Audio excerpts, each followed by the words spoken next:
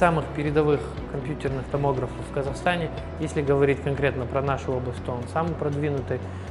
Позволяет за счет большого количества срезов позволяет сделать наиболее качественные снимки. Да, это очень важно для диагностики и для дальнейшего лечения пациента. Помимо использования для неврологических пациентов, мы его можем использовать также и для всех остальных медицинских профилей. То есть это и травматология, и кардиология, и пульмонология. То есть этот аппарат очень богат своим функционалом. Эта ангиографическая система, она предназначена для экстренной, как для экстренной, так и для плановой помощи. То есть, как вы видите, это сам основной штатив ангиографа, да? То есть от него идут основные рентгеновские излучения. Доктор, интервенционный хирург, интервенционный кардиолог, он будет проводить манипуляцию вот непосредственно на этом столе.